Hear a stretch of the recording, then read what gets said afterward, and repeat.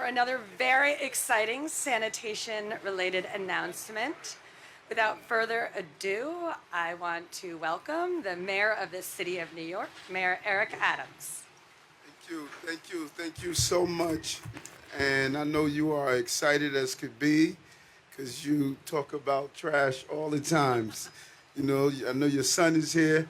Your mom talks trash all the time. You know that? Really the step forward of something that we always say, not only will we continue to be the safest big city in America, we are going to be the cleanest big city in America under a real partnership of dealing with what public enemy number two, public enemy number one, many of you don't know, are rats, and we are going to get rid of them. But public enemy number two are our garbage bags. They are the co-conspirators and deal with the rat crisis that we're seeing. And so I really want to thank our commissioner who has taken this head on. Folks thought it was impossible to move to containerizing our garbage over a short period of time, but she has proven with determination we can get to the destination that we're looking for. We are going after those black trash bags that everyone has complained about for years. It's a relic of the past during the garbage strike of years ago under Mayor Lindsay, I believe it was at the time. And now we are really bringing our city into the future. We have had great success containerizing our trash with food-related businesses like restaurants, grocery stores, delis, and bodegas. Which has resulted in shutting down this real free-for-all, as the commission would say, the all-you-can-eat rat buffets that has been all over our city, with a real partnership led by her and bringing on our rat czar, who's with us also today. We are witnessing a 20% decrease in rat complaints this past summer. And so we're standing here in front of Gray's Papaya. They don't have a vegan hot dog, but you know they have some great drinks, and I'm going to probably pop in and get one in a minute. But they just got it right. Look at these containers here. They led by example of making sure that they're containerizing their garbage. Their job is really a symbol, and the commissioner is clear. She finds locations that are not following the rules, and it's amazing some of our prominent brands that in one voice they talk about cleanliness of the city, but when you go outside their locales, you're finding that they're not following the basic rule, and you are not ashamed of shaming them. And so we thank you for that. We're not stopping here with just the containerizing of our eateries. As of March 1st, 2024, we are requiring all businesses to put out their trash in containers. This is a huge deal. We're talking about now 50% of our trash will be in containers in the city. No one thought we would get here that fast, and we are moving fast towards handling this. Our businesses produce 20 million pounds of trash every single day. That's half of our city's waste, and it started in March. All of those black bags will be off our streets. Our streets will look cleaner, they will smell cleaner, and across not just the borough of Manhattan, but across the entire 5 boroughs. And New Yorkers won't have to worry about tripping over these garbage bags. We're clear on that. The administration is committed to cleaning up our city and supporting small businesses at the same time. We are allowing substantial flexibility on the type and location of containers. As I move around the city, stop in a restaurant, I would tell them, listen, you know, these bags are supposed to be in containers. This trash is supposed to be in containers. And we're not trying to be heavy-handed, but we're sending a period of a warning, but that is going to turn into citations if it's not corrected. Containerizing your garbage is a proven solution that has been adopted in cities all across the globe. We already made big changes in the last 20-something months, including later set-out times for trash, Curbside composting, which is well underway in Queens, has come to Brooklyn this fall and will be expanded citywide in the next 14 months. Under this administration, the Department of Sanitation also has jurisdiction and funding for areas it didn't have before, like the highways. That was one of the top things that Mayor Bloomberg brought to our attention when I got elected. Our highways are our welcoming mat, and our highways were filthy. The commissioner said, let me get it done, and you have been doing that, cleaning out the highways and the underpasses and on step streets and greenways. All of these areas were no-man zones. No one really was dealing with who was cleaning them. We're going to every square inch of our city and make sure that it is clean. He wants to hear the press conference.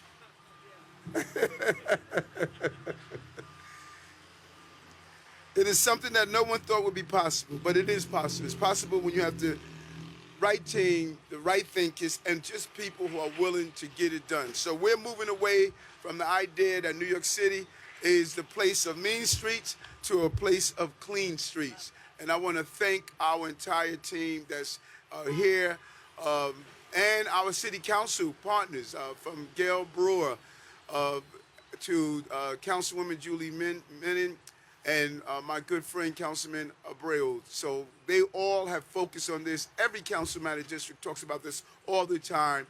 Cleanliness is something that's important for the city, and we're focused on making that happen. Thank you, Commissioner, for getting it done.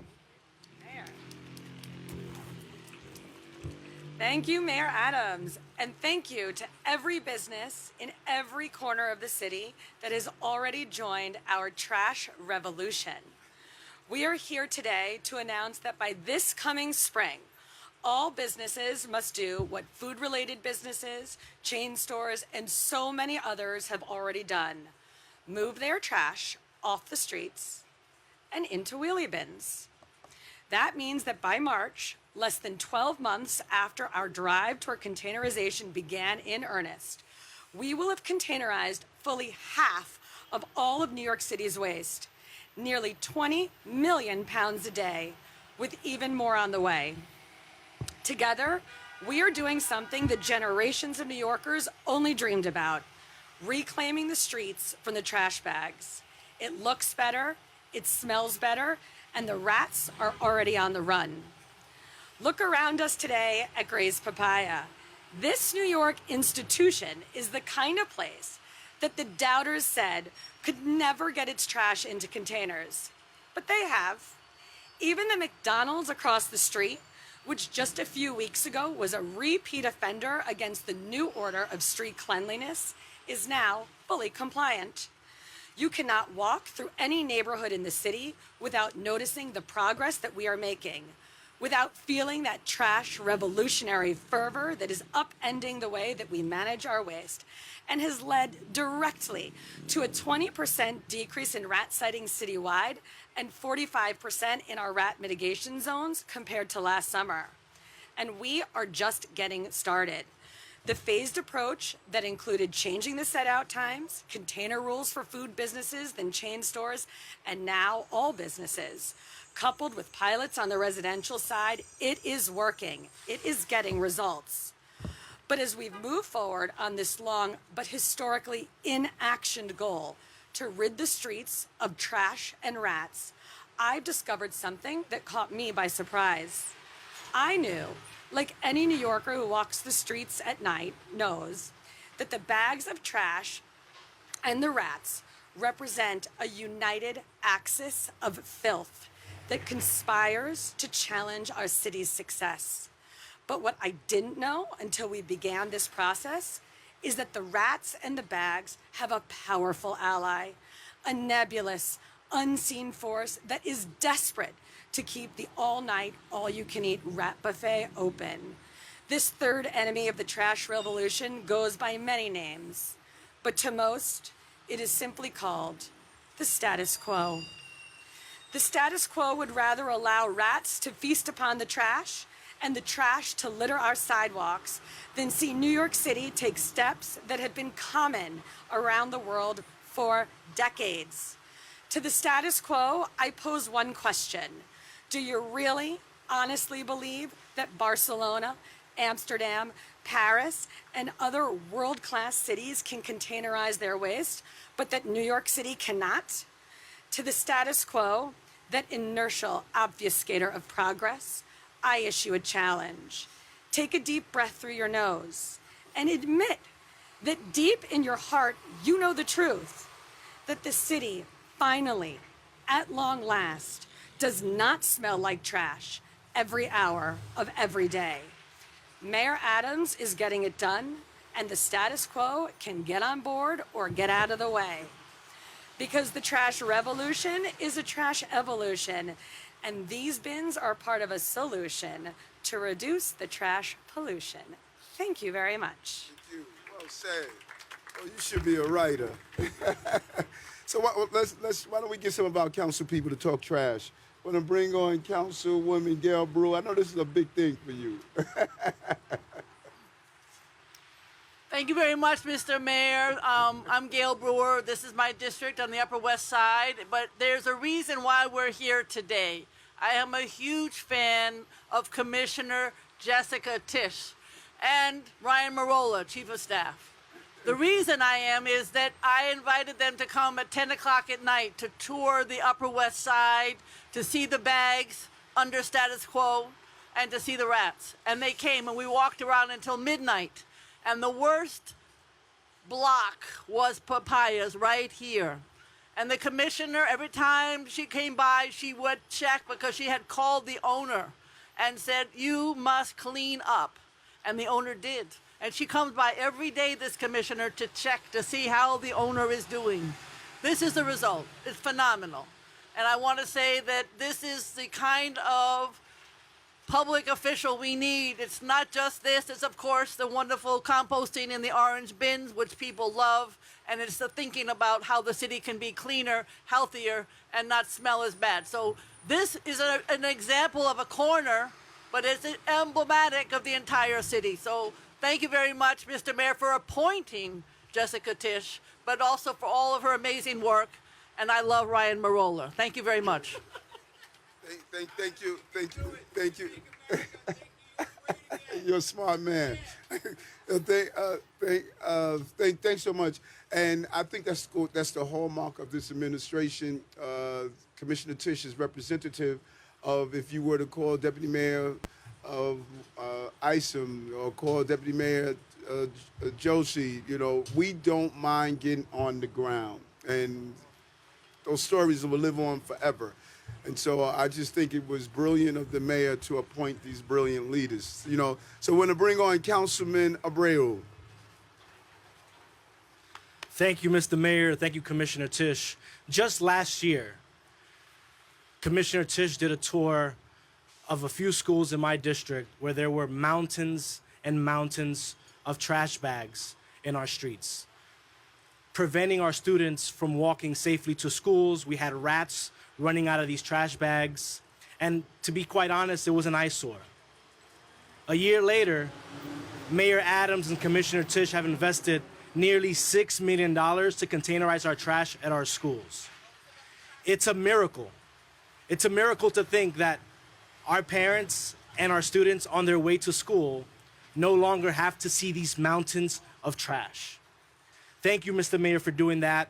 In addition, they also brought a residential pilot on 10 consecutive blocks in West Harlem from 143rd to 152nd, where our trash is also containerized. Again, it's a miracle that we're not seeing trash bags on the streets. And for that, we are very grateful to the Mayor and Commissioner Tisch. We've got rats on the run. We're sinking their ship. Nice knowing you, Mickey. Go back to Florida. You've squeaked your last squeak. You've reached the end of the rat race. Okay, I'm done, but be sure to join us at Jacob Schiff Playground on October 13th for a screening of Ratatouille. Thank you so much. Oh, boy, the creativity. And the amazing Julie Menon. Many of our ideas we get from Julie, who's an amazing public official. Julie, come on and talk trash. Thank you so much, Mr. Mayor, and I really want to thank you for your incredible leadership on this issue, and I want to thank the Commissioner for all that she has done. I'm sorry I don't have any rat jokes, but I do want to say one of the number one things I hear when people come to our great city who have never been here before, they say, why on earth do we throw the trash on the streets? And now with this announcement today, that is going to change. I chair the City Small Business Committee, and it's high time that our small businesses join us in helping to keep the city clean, and that's what's happening today. I also represent the east side of Manhattan, and commercial corridors like East 86th Street produce 8 times the amount of trash as residential streets. So this announcement is transformative. I couldn't be more excited, and thank you so much, Mayor, Commissioner, for this. Some more topics before we do off time. Hi, Mr. Mayor. This might be for the Commissioner as well. DSNY had a program recently where commercial businesses could apply for the Clean Curbs program to put their garbage in the curb lane instead of on the sidewalk, especially if they don't have as much space as, say, this business right here. But applications have closed. I was wondering if you could say why the option to put the garbage in the curb lane is no longer an option for commercial business, and whether DSNY has any plans to still do that in some way. Yeah, as you know, we are moving forward with a massive residential pilot of placing large shared containers in the curb lane, in the parking lane, up in Hamilton Heights. That program began on time right after Labor Day, and it covers 10 residential blocks in Hamilton Heights and also the dozen plus schools in that district. For the businesses, what we found is that the fixed containers, the large fixed containers, don't make as much sense as the smaller wheelie bins do. That's based on a few things, but among them, the volume of trash that individuals produce, as well as the nature of the private carting business. So these larger containers that you would place in the parking lane would make sense if you could have several businesses putting their trash in the same containers. But because each business uses its own private carter to haul its waste, it makes more sense in New York City to have them, each business, using the individual bins.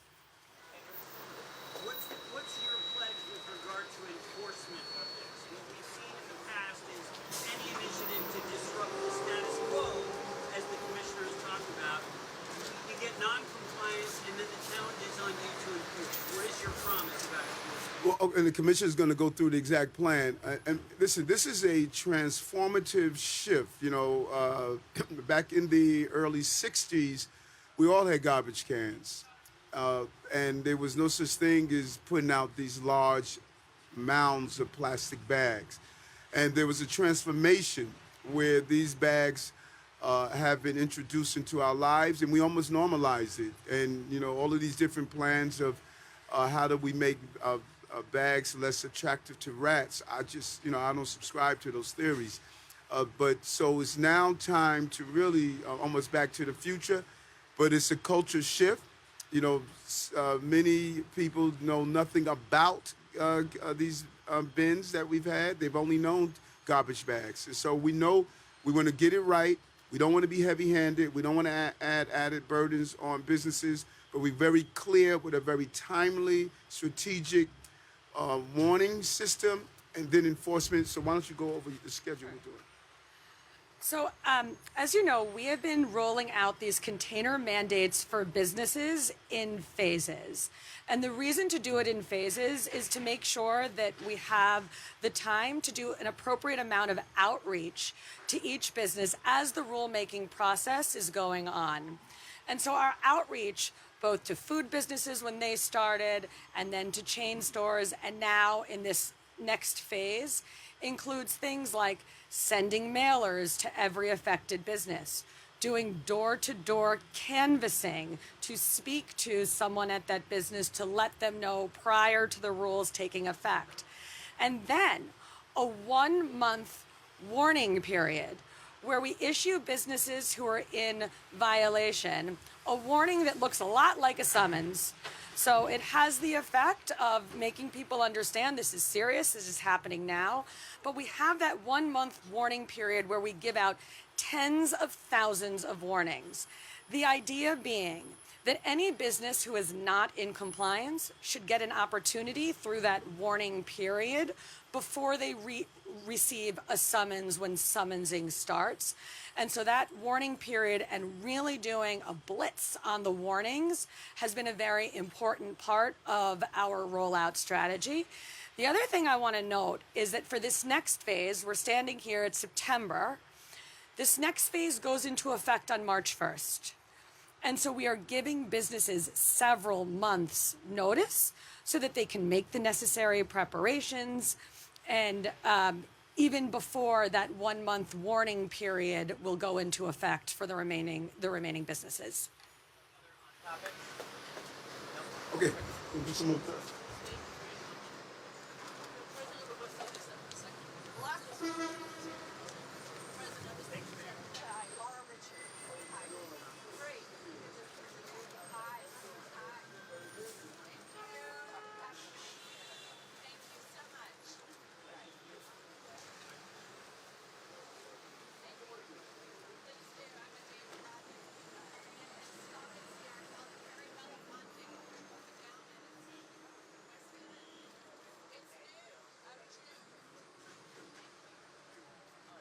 Yep.